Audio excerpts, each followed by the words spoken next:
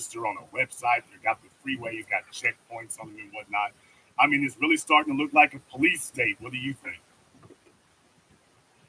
Well, some people abuse power and not understand how some of their decisions can make things look racist, so to speak. And you can't point the finger at either one race.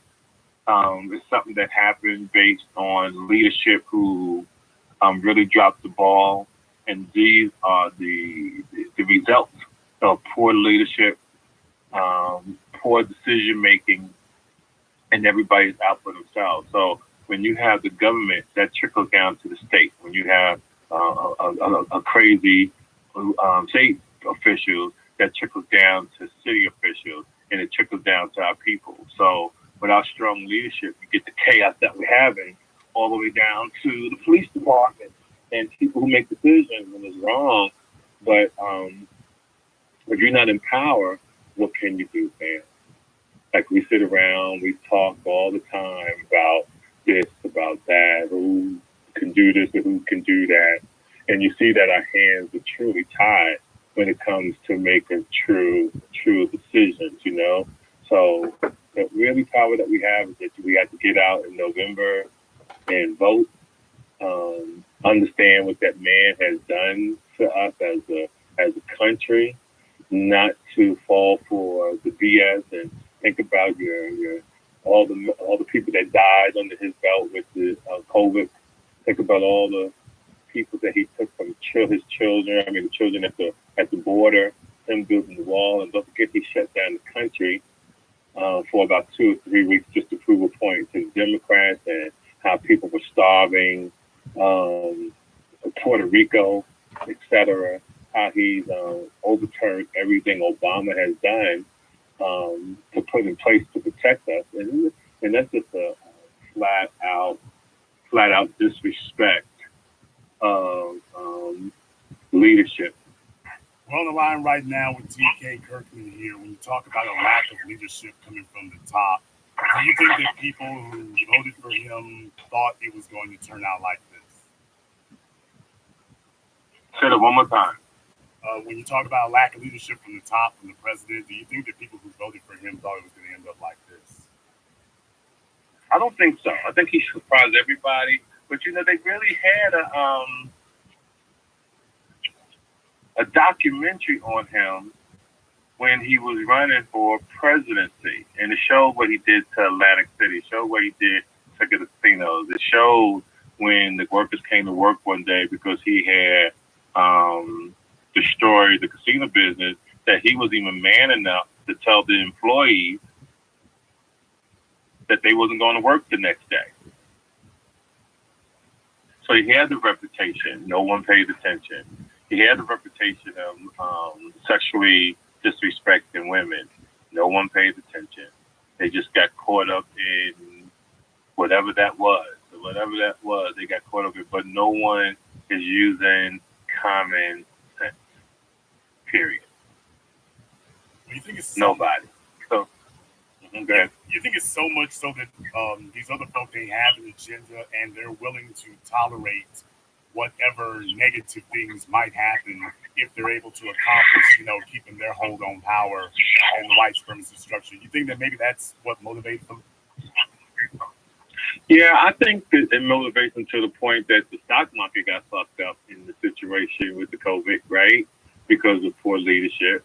But it also goes that it shows as a narcissist how powerful a narcissist and a liar combine, how powerful that they are, right? Because what I've seen, how he was able to manipulate Cohen, his attorney, how he was able to manipulate the Republicans for turning the other cheek. I mean, they all know that this man was a liar, but they still defended him. And I was saying to myself one time, what do you say to your wife, your children that knows the truth? What do you say to them when you have totally lied to protect the man that doesn't care nothing about you, right? But I always sat back and saw how powerful Donald Trump was, how he was able to manipulate If it's a human being, he has the power to manipulate you. If it has anything to do with paperwork, he has the power to manipulate paperwork. I'm just hoping at the same time this is a sign from the man up above that will humble Donald Trump, not in office because he still doesn't get it, but I hope that it shows the people that we have to go out and get new leadership. Now, the crazy thing about leadership is that when you have Biden and you have Donald Trump. Now, I'm not a true fan of Biden because when they show those pictures of him hugging the women and talking to the kids, that's spooky to me, right? It's spooky when you see a grown man like that in the 70s whispering in a child's ear. Is it wrong? Yes, in my eyes. Is it uncomfortable? Yes, in my eyes.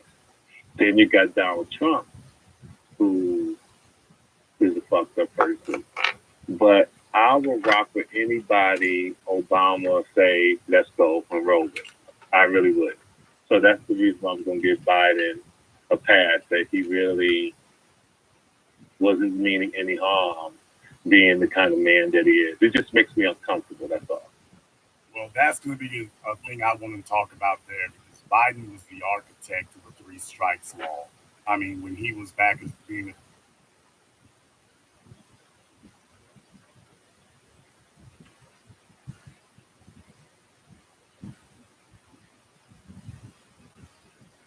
back in the 90s, he bragged that that was his law that he wrote.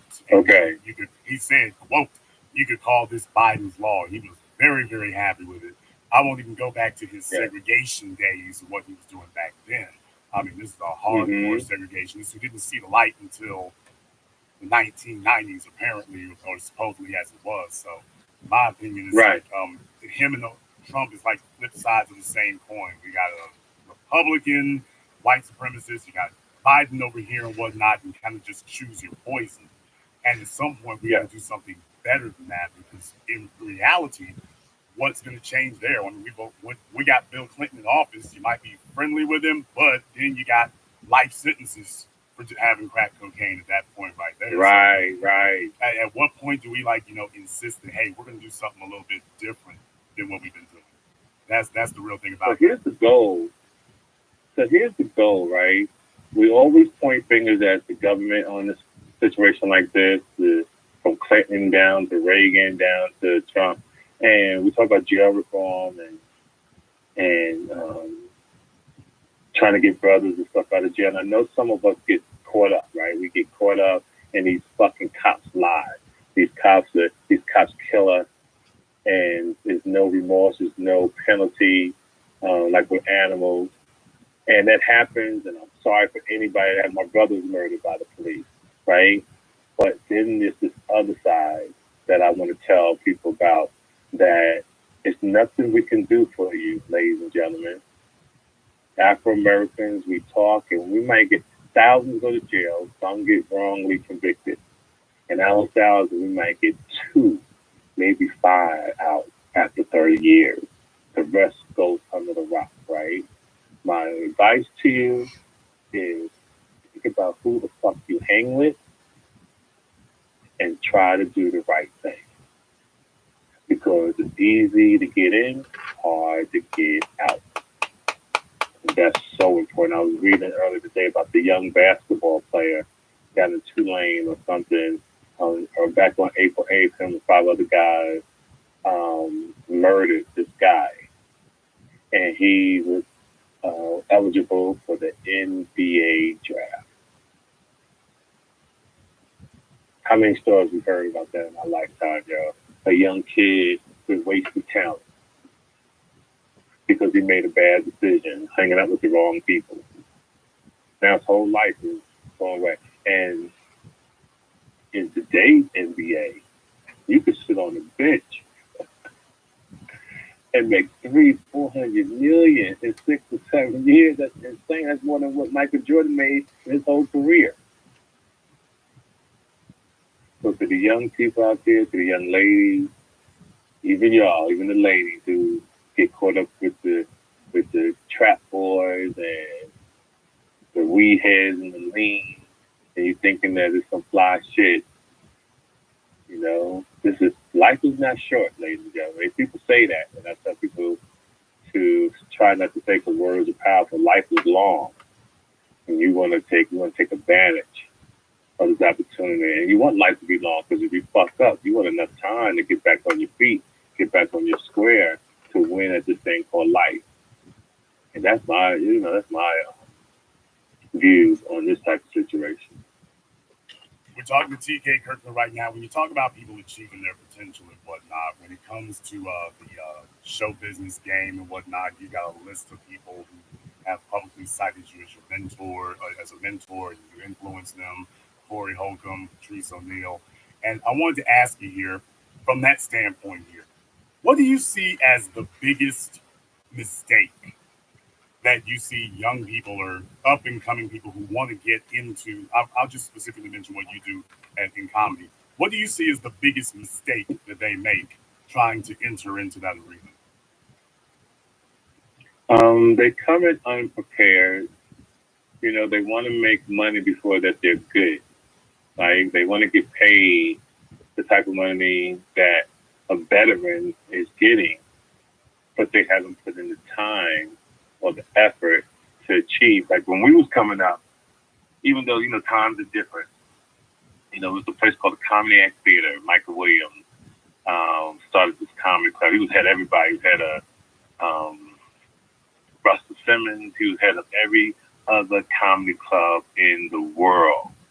Because there was a time Afro Americans couldn't get into the improv, couldn't get into the funny bones, couldn't get into really the comedy stores the way they do now. I've seen it all. So a lot of comedians don't know the history of comedy. So they just go out and they do what they do. They want to get a check and they don't put the effort in.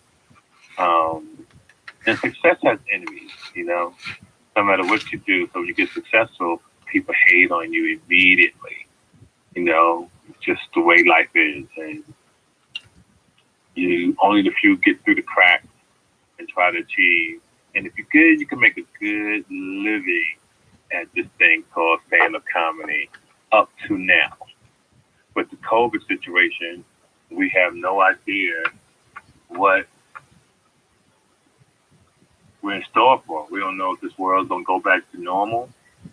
We don't know where we'll be on stage again and have hundreds and hundreds, thousands, hundreds of people sitting there and the audience laughing and cheering. I mean, what happens when the first person coughs or sneezes in the club? There's so many things to think about, y'all. I mean, this really could be it for a long time. It really can. So if you all are unable to get back into the clubs, then what are you going to do? Well, this is why you got to have an option. So I am thinking of other things. I do know a lot of people. So if I have to go get another job some kind of way, I'll do it. I have catalogs from comedy albums, comedy specials that I collect. But ain't nothing like that hard cash in your hand, feeling that shit through your hand. You got to take advantage of, even though you make a lot of money, you still got to take advantage of the unemployment. I'll take $2,000 a month to help with certain bills around here, as a cushion. But these are things that you want. And you got to be able to think and understand now that it's truly chess, not checkers. And I just hope that everybody, as they was going through this journey, put something away, as our parents used to say, for a rainy day.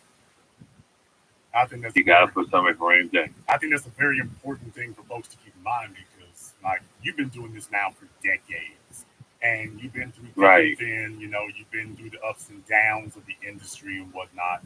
And a lot of folks today, they see it a whole lot differently. Like, for example, the comedy clubs where most of you all had to make your bones, that was where you had to be legitimized. But a lot of folks today are like, well, screw that. I'll just go to Instagram and I'll start there. Right. I can bypass that whole process altogether. So what do you think of the idea of using the internet to bypass the process of the comedy clubs like you all do? It's kind of clever, and when you think about it, it's called, just like when we was young, we had encyclopedias, right? When you go to something, go get them big ass books And it wasn't no one book. It was 9, 15 books. And you go in there, you look up information now. Now you have Google. You know, you can get the same information in less than 10 seconds. Well, YouTube, the Instagram is the Google stand-up comedy, right?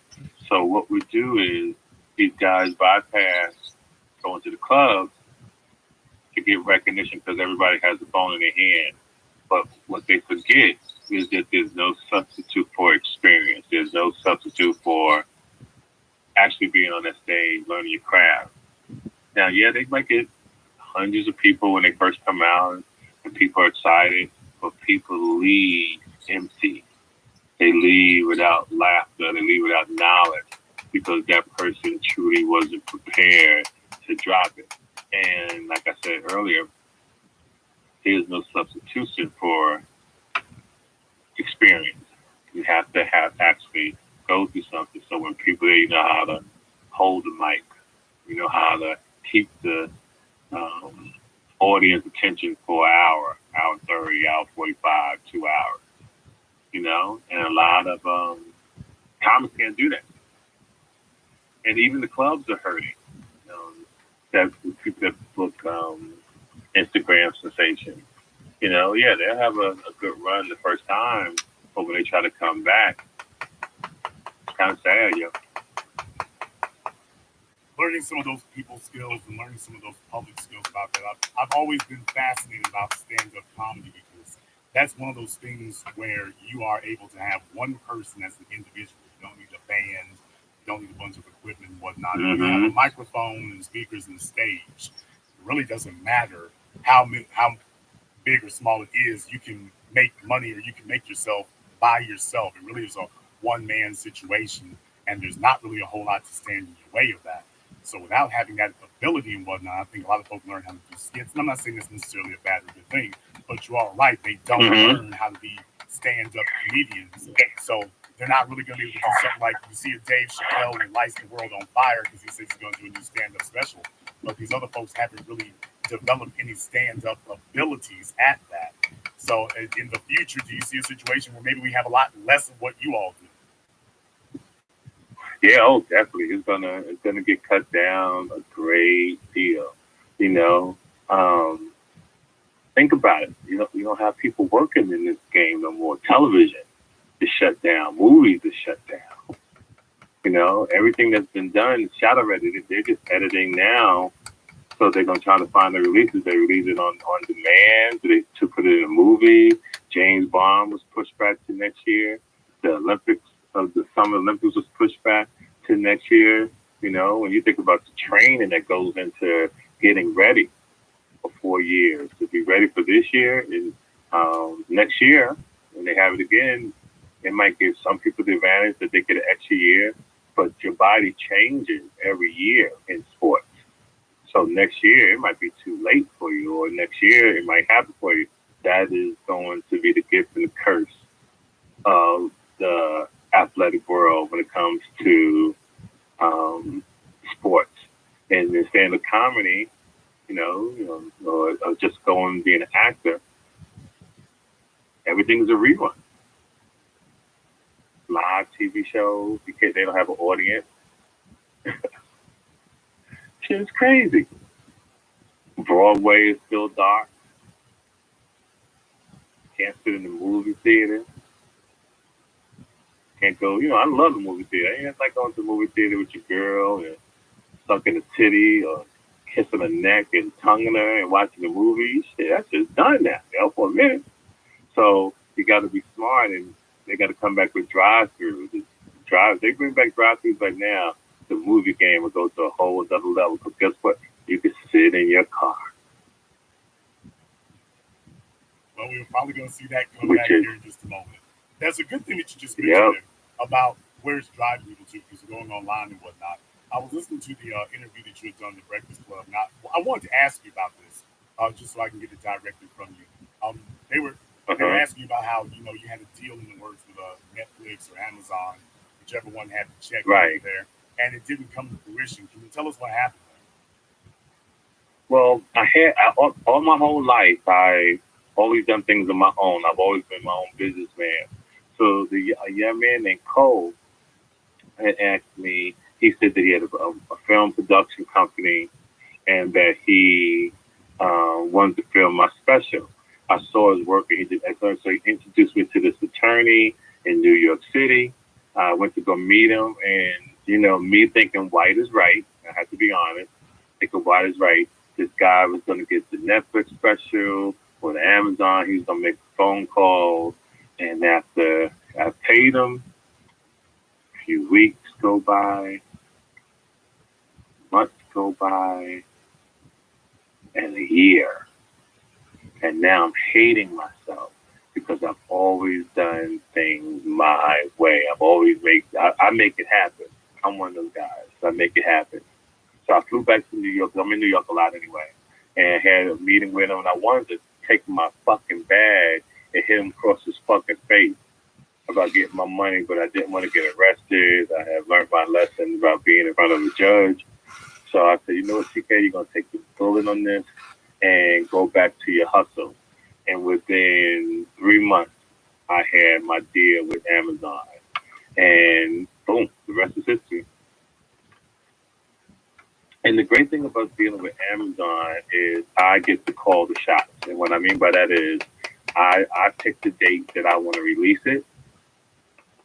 I know the money that I make off it, and I promote it every day. This has been a great opportunity during this pandemic to truly promote because everybody's home. And that is priceless. Now, don't get me wrong. When I get ready to shoot the next special or the one after that, we'll see where Netflix stands. That's like I'm busting my ass every day to promote this one. Because, yeah, do I want a $700,000, $1 million, $2 million check from them? You damn fucking right. But I'm so smart, and other comics don't think like me. If I drop a special on Netflix, guess what? I'm dropping a special on Amazon the same fucking day or month. I'm prepared that when Eddie Murphy drops his special, if he ever does on Netflix, I'm dropping my special the same damn day because I just want to be in the discussion. Because if you ever see me perform live, and for the comedians who have seen me or people who saw me, yo, I can go toe to toe with anybody. Anybody. So that's how I'm moving. That's the great thing about being your own boss. You can make your own decisions. You ain't got to call nobody. You ain't got to have a secretary tell you he'll call you back. You don't call. He don't call you back. 2 weeks will pass. You call again. Or you go sit in the lobby and it's some guy who just, smiling. The ability to persuade you that everything's in the works for nothing to stop. So I cut all that shit out. Well, I think that's a really smart thing there as well. So you're saying that the deal is back on, then is what you're saying? No, my special's out already. Dropped December 20th. Like, there's the #1 special in the world, yo, on Amazon since December. Like the thing is popping. It's like nobody's doing my numbers. So I thought we were talking about something different than that one. I'm sorry. I'm chronologically incorrect. What I want to ask you about then is, are you going to go back and do it again? Or how do you feel about absolutely. How do you feel about the experience now? Going through it the first time, how do you feel about the experience now to try to go back and do it again? Oh, yeah. The goal for me is to drop a special every year for the next 13 years. I'm dropping a special every year, except this year. That's because I wasn't able to film it. So I'm filming in June. But, all the theaters are on lockdown, so we can't really get in to do what we want to do. That's an incredibly ambitious goal. Yeah, I want to drop one every year. So you think you're going to keep up that kind of workload? That's a very ambitious thing. I don't think I've ever heard anybody do that. Yeah. It's all in my head. I got so much material to say. That's another thing that I don't hear, especially from some of the young folk here. I don't want to generate the young people about that, but about the work ethic that's involved with that too. Because, as you know, in the modern age today, folks kids today, they want to go off and get the deal for 60 million like Dave or whatever, just straight out the gate. They want to go Instagram one day and then 20 million the next day about that. Can you explain about the practicality of putting in the time and being patient about it and waiting, building it up so that you have your run? Yeah, there's no substitute for experience, man. You really got to take one day at a time and put the time in and try not to rush it. And if you don't rush it, everything will come to you. And that's it. No, there's no magic ball that you can rub. There's nothing you can do. There's nothing you can do. Do you believe that you have to be talented to do what you do, or do you believe that Absolutely. or do you believe that you can be packaged and marketed and be successful in what you do instead? Because there's a lot Yep, of that that can happening. be done as well. Yes to both. Yes to both. You know, some people without saying their names are not that funny, so they get movie deals, female and male. Their agents are so good, and they have brainwashed the movie companies, and this is why you're seeing movie after movie after movie as quickly as possible before people figure out that they're really not funny, which is an excellent strategy point from an agent and a manager. But what we have in our business is that we don't have comedians who go from a stand-up comedian to become an agent. Like, you know, you play football, basketball, you can become a commentator. You can work for the front office for the Lakers or the Warriors, and you play ball. You know who's good and who has the talent. Well, in comedy, you have people who don't know nothing about stand-up, who never did stand-up comedy, who are in these offices making decisions on who they think is funny and not knowing who is truly funny. And that's the downfall we have in the comedy world in our business. Well, I'm not going to say any names because I don't want to get us in trouble with Amy Schumer. But I definitely can understand what you're saying when you say that there are folks out there who are not very funny, but because they've been marketing, but they got the right family connections or whatever. Next thing you know, they're showing up in the business Yeah. headlining things. So I think that's very correct about that. But it kind of, in my mind, it dovetails what we see in the rap music business, for example. I mean, you know, you and I are both Mm-hmm. old enough to know 20 years ago, I mean, and by the way, TK was there with NWA, if anybody didn't know. Um, Right. if you would have gotten laughed out of the room for some of this stuff that we hear on the radio now, they would have been throwing bottles at you. You never would have made it anywhere. And today, Yeah. this stuff is what qualifies as a quote unquote hit song today in the landscape. Now we got strippers and former strippers with no rap pedigree. Forget bypassing the comedy club. They've got no pedigree whatsoever. It's Mm-hmm. straight from the strip club right to the record deal with Right. no street credentials whatsoever, no groundwork whatsoever. And we kind of see a lot of that happening in the show business, in the comedy business where you are and whatnot. There, nobody's doing any groundwork. They get mobbed up correctly. So um, that's the kind of thing I'm concerned about, like it diluting it. Because I'm used to cats like you and Chris and Eddie, guys who have to make their bones from the ground up and have support from the soil. And I just don't think if you just package somebody because they got the right connections or they got the right shaped ass, then we're gonna just go march them out there. And I really think that dilutes the quality of the genre that you all inhabit. What do you think about that? Well, what you're saying is absolutely right, but nobody cares, right? We can complain all day, but nobody cares. We have to adjust with the times, or the times will leave you behind. And we don't call the shots. So, and this game is not fair. Life's not fair. So many people have talent. So many people who outworked the other person on the job, but the other person got the position over them, and it hurts. And it hurts. Some levels hurt even worse than others. And you have to have the character and strength to keep going, to try to find a way, you know, to outthink your opponent and to be a businessman and a businesswoman and always think of strategy and always try to come up with a way to feed your family or feed yourself, and try not to go into old age being broke. So that's the goal. No matter what we're doing, we want to eat well. We want to take care of our family. We want nice things.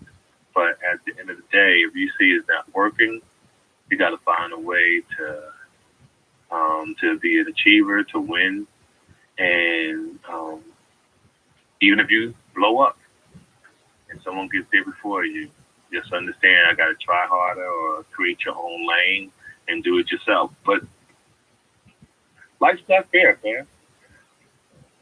If people It's not fair don't, at all. I think that's a very good point to make there for people. If they're able to buy it and sell it, then it's going to be very, very difficult to change that paradigm, even if it's not very healthy for the people there. We're talking to TK Kirkland here right now. If you were going to try to change that paradigm, let's just say for the better, if you were going to try to adjust that, because I think quality matters, I think talent matters. And I don't want to see a Yeah, it situation where does. you don't have to be talented. You just have to know the right folk and whatnot, because in the end, you won't be left with anything. Um, what would you Right. recommend that we, as the people, what would you recommend that we do if we want to see that kind of thing change? Well, you go with what works, right? If you know that a comedian's been around for a while and he has a reputation of being a great stand-up, then that's the route that you go. You spread the word about TK Kirkland. You watch his Who Raised You special. You watch his Are There Any Questions? You research his movies, how he did the first movie with Vin Diesel called Stray that's been out for years. You see him in movies, New Jersey Drive. You've seen him in the Chiller Circuit movies and still did phenomenal in the hip hop world called Baller Blocking. You've seen him in The Bold, the Black, and Beautiful on HBO with Robert Townsend back in the day. You find out that, wow, he was a writer on such songs as AMG, Bitch Better Have My Money, Second to None, I Got Five on It, Let the Rhythm Take You, all the videos from NWA, right, to working with Madonna, working with on the Jay Z tour, working with the Rough Riders, and oh man, the list goes on, yo. So this um, podcast and the Breakfast Club, Vlad TV,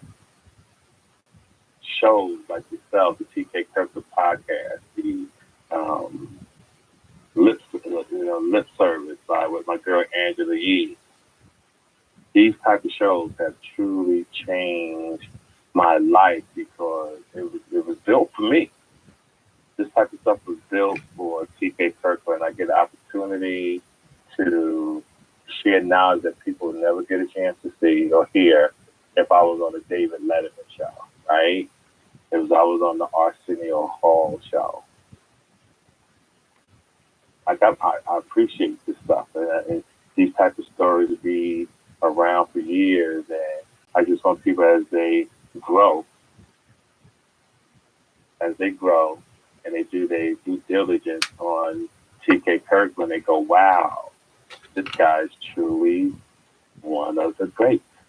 And that's all I want. I just want to be in the conversation of one of the greats. I want to when they talk about Eddie Murphy and whoever their favorite comedian is, TK Kirkland's name is in there, and they have the knowledge and the information to verify and to show credibility on what the brother has done. I want to ask you about something here that I don't hear people talking about. It used to be something we used to talk about all the time, but I hope this Uh-huh. isn't one of those things that's gotten swept under the table into the category of what you said people don't care anymore. It used to be sacrosanct in your business that you don't steal jokes. That used to be a felony level offense. That was like three strikes all at That's so once. true.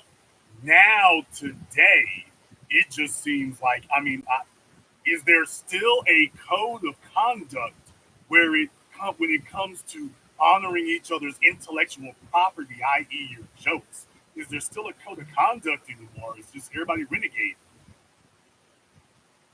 Yeah, I think it's wrong. If you have any character about yourself, you wouldn't want to take somebody's joke, but they do it though, and they get called out for it. They try to act like they don't know what you're talking about, even though there's a lot of things in this world that will be repeated. It's just the way life is.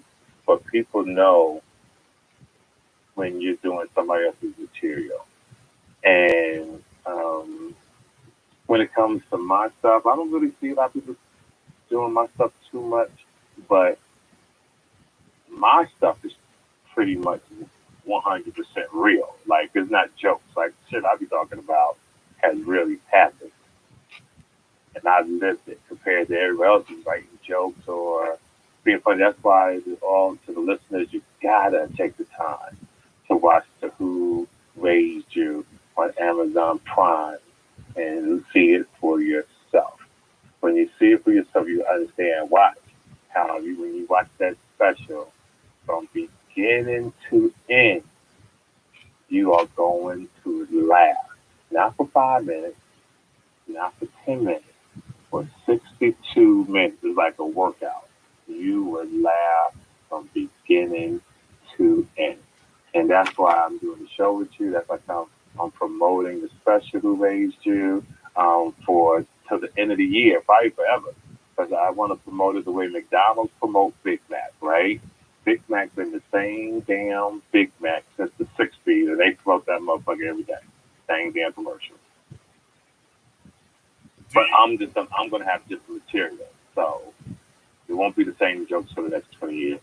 That's why you gotta watch the video so you know who I am. It's special. Then when we get back to normal and we start opening up the comic clubs again, you tell somebody who knows somebody, we got to go speak tea to the motherfucking cat. should we be protected Say it again. in the business? Should we still be insisting? I mean, should we go? Should we still be insisting on that zero tolerance policy to stealing jokes? I'm not talking about if there's just some coincidence. I'm talking about when somebody is running down your routine. Should we be insisting on that, penalizing that? Say that one more time. I'm sorry. I'm talking about if somebody runs down one of your routines, not if somebody just says a sentence that you said, but they run down one of your routines, because we're seeing a lot of that now. Should we Hmm. have a penalty for doing that? I totally agree, but what can you really do? You can't go around hitting people, you know. I don't But know. Some of y'all do. usually Go other ahead. comics, but usually other comics will hold another comic accountable if he's stealing somebody's jokes like that. And then once you get a reputation that you're a thief stealing, you are pretty much done. Do you think we're going to You're pretty see? much done. Do you think we're going to see like another original Kings of comedy with you and some of the other fellas? Do you think we're going to get back to seeing that again? I would love for something like that to happen because I truly feel, and everybody who knows me from the beginning knows that I should have been one of those comics, but that's politics. That's based on the promoter who put that show together. He did it based on how can I put answers in the seats. And until then, all three of those guys except Bernie Mac had TV shows. Back in those times, those things meant a lot. And then after that, Bernie Mac got his show. So I know 5, 10 comedians that could have destroyed those comics at that time. So it was somebody's brainchild. They executed it well. They got the comics to come. And you know, there's other comics like the Wayanses and different other comics who will say all day, how can those be the kings of comedy? But we don't know how the contract went. We don't know if the promoter reached out to this person, that person, they turned it down, or it wasn't enough money. You know, there's so much that goes into making those type of decisions. But when you look at it as of today, it is what it is. Those four comics turns out to be the kings of comedy, and it is what it is. Nothing we can do. It's set in stone now. Do you believe that we should have limits? Do you believe that some comedy or a comedy act, even performed by a black comedian, can be degrading to black people or inappropriate? Oh yeah, for sure. I'm quite sure my show is probably like that sometimes. I'm quite sure other comics have those moments who push the envelope. I just want people who go into comic clubs in the future to just have an open heart. Don't take things too seriously. Enjoy yourself, have fun, and continue continue to support comedy. Some people come to comic shows too tense and too tight. It leads to fights or it could lead to other things. And you just want people to come and have a good time. Even if the comic is horrible, show restraint without heckling and enjoy yourself. That's my suggestion. But how important is it for a comedian to be able to handle heckling? Say it again. How important is it for a comedian, particularly a young one just starting out? How important of a skill set or how essential is it for him to be able to handle heckling? Oh, well, comedy is a levels, right? You got to know how to handle heckling. You have to know how to talk back to the audience. You got to have material. You got to have personality. You got to know how to hold a mic. And that usually takes about 5, 6 years to become a comedian. Like I tell people all the time, you don't become a comic till maybe 4 or 5 years, like going to college. And you got to put the work in. You got to put the time in. I suggest being single when you're on this journey. I don't think that you should try to be a comic and you have a wife or a girlfriend for so many different reasons. You might have a girlfriend that's insecure. Now she sees that you are changing because, your ego is being taken to another level. Women are starting to like you or men are starting to like the woman. And it just changes. It really does. So I was just being single and take that journey by yourself instead of having a family that you're going to have someone coming home. When you come home, that person is complaining to you. Now you're looking for a divorce because she's not growing with you. You don't really have time to spend with children the way you want to. It takes a very special person to be married and to go on this journey. I want to go back to what you just mentioned there about promoters. Do you feel like do the promoters still have as much power in the game as they used to have, or has it evened out?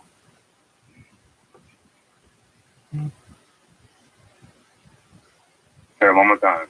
Do promoters still have as much power in the game as they did when they were doing promoting original music comedy, or has that evened out in the modern era? Yeah, promoters are still powerful. Oh yeah, for sure.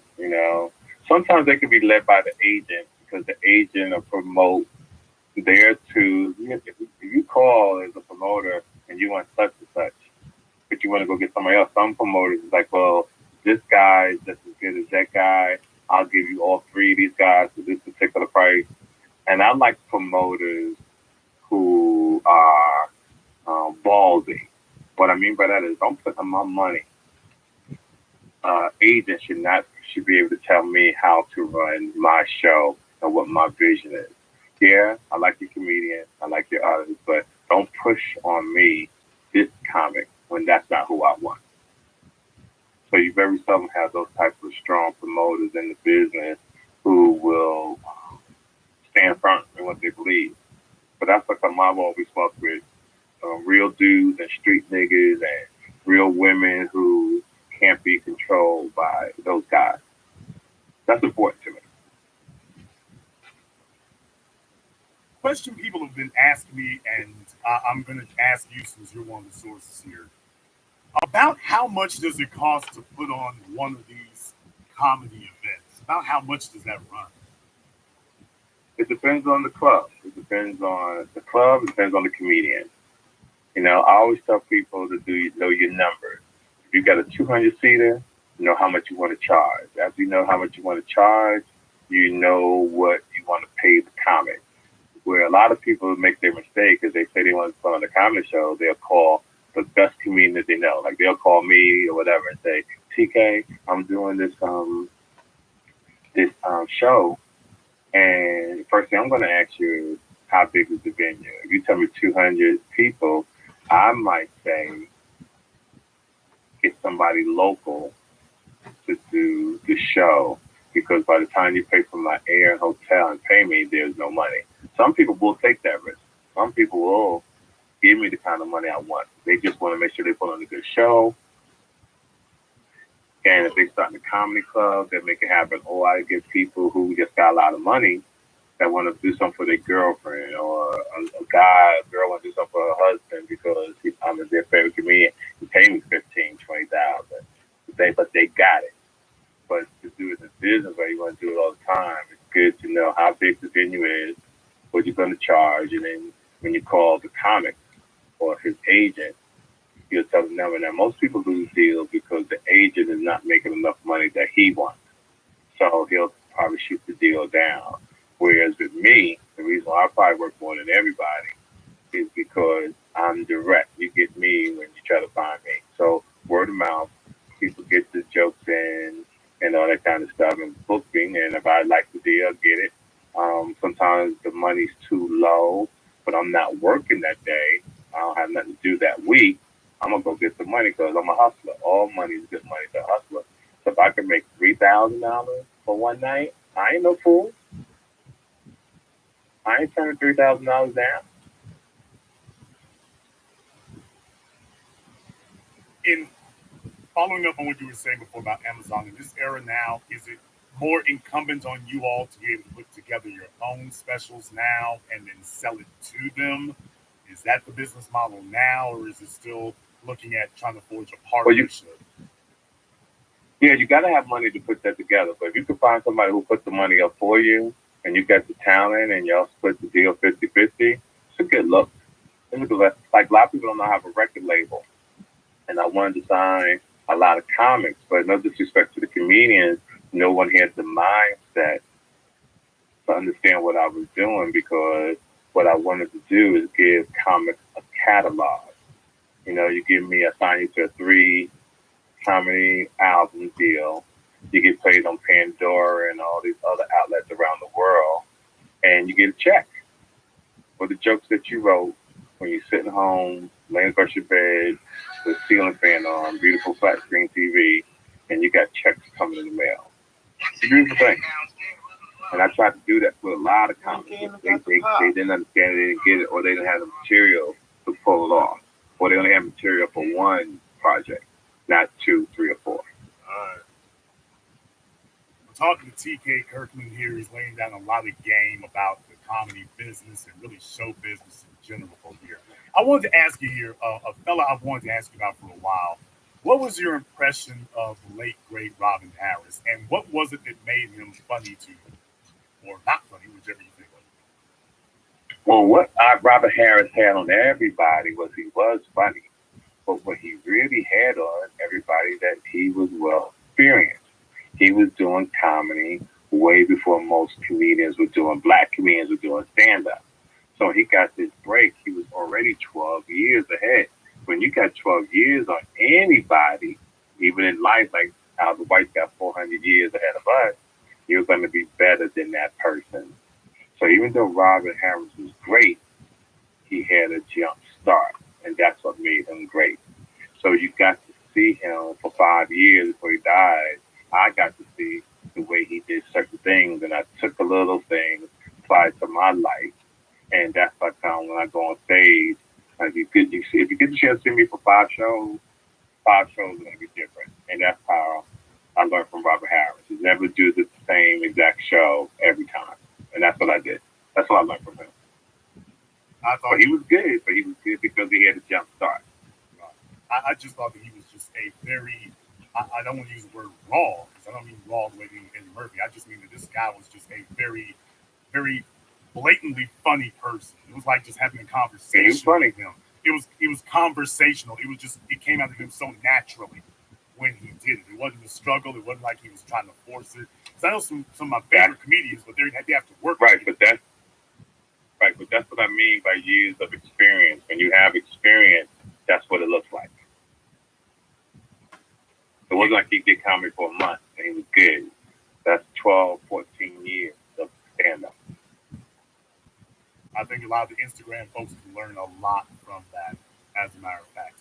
And also, we've there have been some folks that we've lost and whatnot more recently, like John Witherspoon. and Yeah. that was another fellow right there. What were your impressions of him? I felt like he should have stopped working years ago. I don't think that him and what's my man with the beard, the old guy that passed away, Dick Gregory. Dick Gregory. It goes to show you when you get a certain age, you cannot work that much because it takes its toll on your body. And Dick Gregory and John Weatherspoon was working too much at that age. You have to slow down. That wear and tear on your body on them planes is serious, very serious. I want to come back to ask you about that, as a matter of fact, here, but about the comedy circuit, something you mentioned there. Have you had to deal with people after all these decades in the type of comedy you do, which is no holds barred? Have you had to deal with being called a misogynist? I'm quite sure I have. I really don't care about it. If my show is my show. When I go on stage, it's my world, and that's why I do what I do, and it helps. And it helps all the way down to the podcast, the TK Kirkland podcast.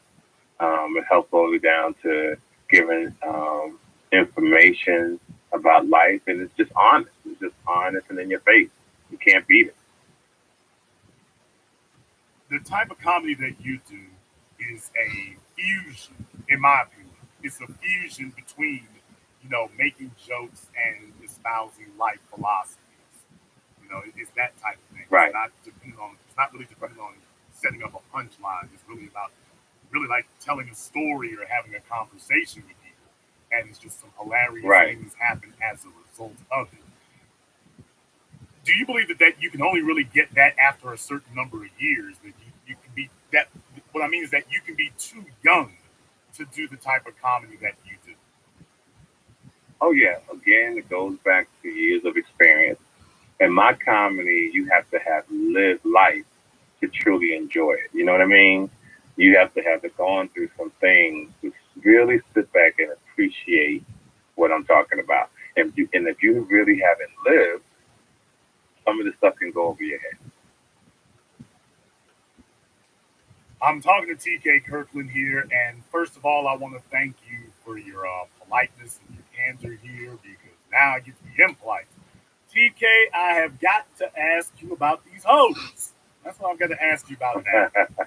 Brother? Now, what we're going to do, now I'm going to pause you there because I'm going to tell you why. At the same time, ladies and gentlemen, I am a parent, right? And I got to cook dinner for my daughter. So, if I'm not mistaken, we are going to do part 2 tomorrow. Mm-hmm. So I want to tell the audience that you got to tell somebody who knows somebody that you got to tune back in because not only am I a businessman, not only am I a stand-up comic, I take pride in being a dad. Like that is the most important. So my daughter's doing homework.